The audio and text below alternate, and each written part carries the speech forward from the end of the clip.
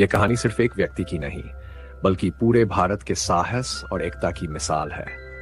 जब 1990 में इराक ने कुवैत पर हमला किया, तब लाखों भारतीय वहां फंस गए। हालात बद से बदतर होते जा रहे थे, कोई रास्ता नजर नहीं आ रहा था। लेकिन तब एक भारतीय बिजनेसमैन रंजीत कटियाल उम्मीद की आखिरी किरण बनकर उभरे। उन्होंने अपनी हिम्मत, बुद्धिमानी और साहस से दुनिया के सबसे बड़े बचाव अभियानों में से एक को अंजाम दिया। ये कहानी है एयरलिफ्ट, भारत के उस गौरवशाली पल की जिसने दुनिया को दिखा दिया कि जब बात अपने देशवासियों की हो तो भारत कभी पीछे नहीं हटता। एयरलिफ्ट एक साहसिक बचाव अभियान। 1990 में जब इराक ने अचानक कुवैत पर हमला कर दिया, तब वहां हजारों भारतीय नागरिक फंस गए।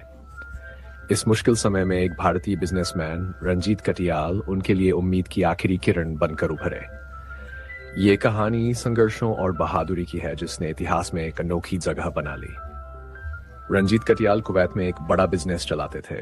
उनका शानदार बंगला, खुशहाल परिवार और ऊंचे ओहदे के लोगों से उनके गहरे संबंध थे। वह खुद को भारतीय नहीं बल्कि कुवैती मानते थे और भारत से कोई खास लगाव नहीं था। लेकिन उनकी ये शांति ज्यादा समय तक नहीं रही। 2 अगस्त 1990 की सुबह जब वह अपने ऑफिस के लिए निकले तो सड़कों पर टैंकों की गड़गड़ाहट सुनाई दी। इराक की सेना ने अचानक कुवैत पर हमला कर दिया था। चारों तरफ अफरा तफरी मच गई। लोग जान बचाने के लिए भागने लगे, लेकिन कुछ ही घंटों में कुवैत पर इराक का कब्जा हो गया।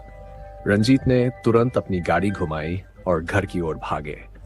रास्ते में उन्होंने देखा कि इराकी सैनिक निर्दोष लोगों को मार रहे थे। जो लोग कल तक ऊंचे पदों पर थे, वे अब खुद को बचाने के लिए छिप रहे थे। किसी तरह जब वह अपने घर पहुंचे तो उनकी पत्नी अमृता डरी सहमी खड़ी थी। अब उन्हें समझ आ गया कि वह और उनके जैसे हजारों भारतीय बुरी तरह फंस चुके हैं। कुवैत में लगभग 1,70,000 भारतीय रहते थे जिनका कोई सहारा नहीं था। भारतीय दूतावास भी बंद हो चुका था और इराकी सैनिकों ने वहां कब्जा कर लिया था। शुरुआत में रंजीत केवल अपने परिवार को बचाने के बारे में सोच रहे थे, लेकिन जब उन्होंने सैकड़ों भारतीयों को सड़कों पर मदद की गुहार लगाते देखा तो उनका दिल पसीज गया। उन्होंने फैसला किया कि वह अपनी पहचान और अपने प्रभाव का इस्तेमाल सिर्फ अपने लिए नहीं बल्कि हजारों भारतीयों के लिए करेंगे।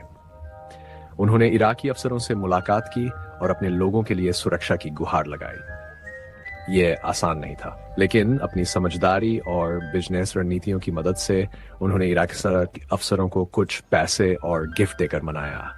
इससे उन्हें कुछ समय मिल गया, लेकिन यह सिर्फ शुरुआत थी। रंजीत ने भारत सरकार से मदद की गुहार लगाई, लेकिन शुरुआत में कोई ठोस जवाब नहीं मिला। नई दिल्ली में बैठे अधिकारी यह तय नहीं कर पा रहे थे कि इतनी बड़ी संख्या में भारतीयों को कैसे निकाला जाए। रंजीत ने हिम्मत नहीं हारी। उन्होंने एक अस्थायी कैंप बनाया जहां हजारों भारतीयों को शरण दी गई।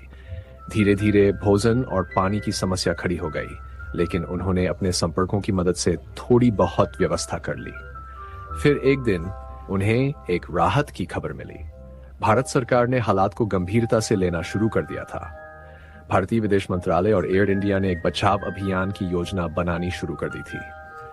रंजीत और उनके साथियों ने यह तय किया कि सभी भारतीयों को जॉर्डन के बॉर्डर तक पहुंचाया जाए, जहां से उन्हें भारत लाया जा सकता था। लेकिन यह आसान नहीं था। इराकी सैनिकों के चेक पॉइंट, रेगिस्तान का खतरनाक रास्ता और भोजन पानी की कमी ने सफर को और मुश्किल बना दिया। लेकिन रंजीत ने हिम्मत नहीं हारी। लगभग 500 बसों का इंतजाम किया गया। यह बहुत बड़ा जोखिम था क्योंकि किसी भी मोड़ पर इराकी सेना उन्हें रोक सकती थी, लेकिन किस्मत उनके साथ थी। धीरे धीरे सभी भारतीयों को बॉर्डर तक पहुंचाया गया। फिर 59 दिनों तक चले इस अभियान में एयर इंडिया ने 488 उड़ानों के जरिए 1,70,000 से ज्यादा भारतीयों को भारत वापस लाया। यह दुनिया का सबसे बड़ा नागरिक निकासी अभियान बना, जो आज भी इतिहास में दर्ज है। जब आखिरी भारतीय नागरिक भारत की धरती पर कदम रख चुका था, तब रंजीत ने राहत की सांस ली। वहां न तो कोई सैनिक थे, न कोई नेता। फिर भी उन्होंने हजारों लोगों की जान बचाने के लिए अपनी पूरी ताकत लगा दी। अमृता, जो शुरू में चाहती थी कि रंजीत सिर्फ अपने परिवार की फिक्र करे, अब गर्व से अपने पति को देख रही थी। कुवैत छोड़ने से पहले रंजीत ने आखिरी बार उस जगह को देखा जहां उन्होंने अपनी जिंदगी का एक लंबा हिस्सा बिताया था। जब वह भारत लौटे तो वह पूरी तरह बदल चुके थे। अब वह खुद को भारतीय ही मानते थे। एयरलिफ्ट सिर्फ एक फिल्म नहीं बल्कि सच्ची घटनाओं पर आधारित एक प्रेरणादायक गाथा है। ये दिखाती है कि एक अकेला इंसान भी हजारों लोगों की तकदीर बदल सकता है अगर उसमें हिम्मत। जो लोग वीडियो में आखिरी तक बने रहे, उनसे हाथ जोड़कर विनती है कि चैनल को सब्सक्राइब जरूर